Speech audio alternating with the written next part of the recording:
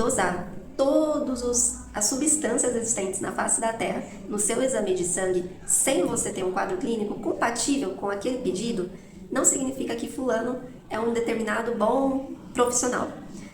Vamos lá, vamos explicar isso melhor. O exame de sangue, pessoal, ele é um exame complementar. Então, quando você chega aqui em consulta comigo, vocês vão falar o que você está sentindo e a gente vai fazer uma história adequada. Então, eu vou ali saber certinho o que você está sentindo, tudo aquilo que eu preciso saber, eu vou fazer as perguntas direcionadas para o seu caso. E aí, na minha cabeça, eu já vou começar a pensar ali em determinados diagnósticos. Aí vem o exame complementar, o nome já fala, ele vai complementar o raciocínio. E aí eu vou pedir os exames que eu acho que vão me ajudar a dar o diagnóstico final. Então, o exame, ele entra com um direcionamento, tá? E até o exame de check-up que a gente fala no nosso dia a dia, ele também é direcionado. A gente coloca ali exames que para a sua faixa etária, mesmo que você seja assintomático, ou seja, você não tem sintomas, para a sua faixa etária e para o seu sexo, a gente já precisa começar a dosar. Então, até o check-up, ele é pensado, ele é planejado, tá bom? E qual que é o problema disso, né? Porque muitos pacientes, eu sempre explico para eles, porque senão pode dar a impressão de que você não quer pedir exame, que você está se recusando, que você não quer descobrir alguma coisa, que você está sendo preguiçoso. Enfim, qual que é o motivo da gente não sair dosando aí tudo que existe na face da Terra?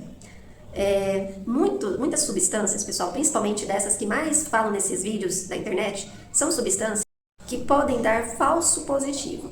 Ou seja, não é porque você às vezes teve no seu exame como positivo, que você necessariamente tem uma doença. Então, o paciente não tinha quadro clínico, tá? Que dessa doença não tem nada, mas você pediu. Seja porque já estava ali no exame pronto, né? No pedido de exame pronto, ou porque você matou a vontade do paciente e pediu porque ele viu na internet fulano falando sobre isso, enfim. E aí esse paciente abre o exame antes, e a gente sabe que muitos fazem isso, e vê lá positivo. E aí? Aí ele vai no Google, ele joga lá tal exame positivo e obviamente que o Google vai falar sobre a doença em si e pronto, o paciente já acha que ele tá com aquilo. E aí ele vai ficar martelando isso, martirizando isso até o dia da consulta. Olha o tanto que isso gerou, né, o impacto emocional que isso gerou no paciente. E chega na consulta e você vai e explica. E explica tudo isso que eu falei. Não, né? Mas no seu caso você não tinha quadro clínico, pode ser que exames assim deem falso positivo, enfim, a pessoa vai explicar tudo. Mas vou te falar, nessa altura do campeonato, infelizmente, é difícil. Alguns pacientes até entendem, mas muitos pacientes, a maioria, não vão conseguir esquecer aquele positivo que eles viram. E aí, sabe o que vai acontecer? Essa pessoa vai procurar uma segunda opinião, uma terceira opinião, às vezes em médicos particulares, vai gastar uma reserva, um dinheiro que às vezes ela não tem direito, até ela encontrar um médico que aceite pedir mais exames. Muitos, né, às vezes pagos também, que vão exigir ali mais dinheiro daquela pessoa.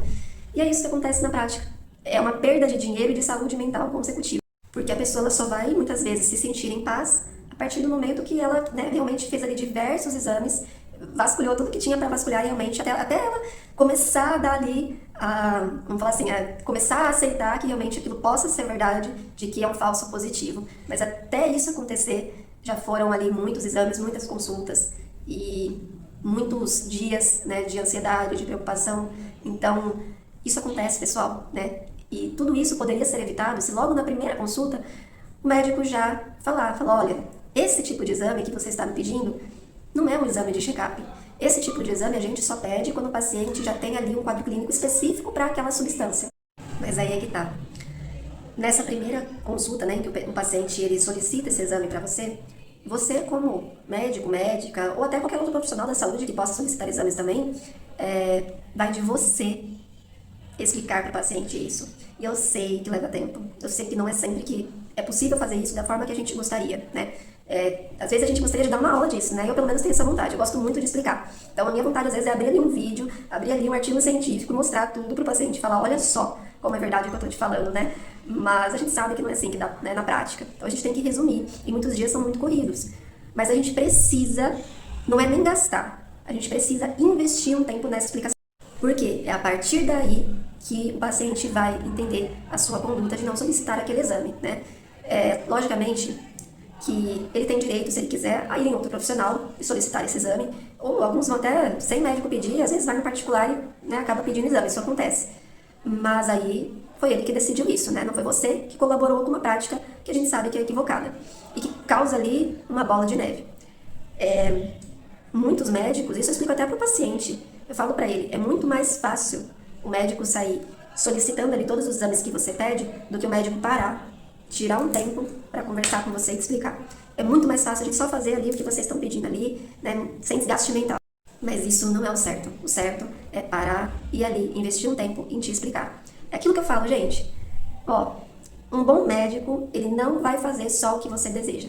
Um bom médico, ele vai te explicar o que é adequado fazer ou não, entendeu? Todo tipo de gente, profissional, amigo, até amigo, tá, pessoal? Sou o lado ali pessoal, gente que só tá ali toda hora te falando coisa boa, sabe? Que não te dá um puxãozinho de orelha de vez em quando, que passa a mão na sua cabeça sempre, não é seu amigo.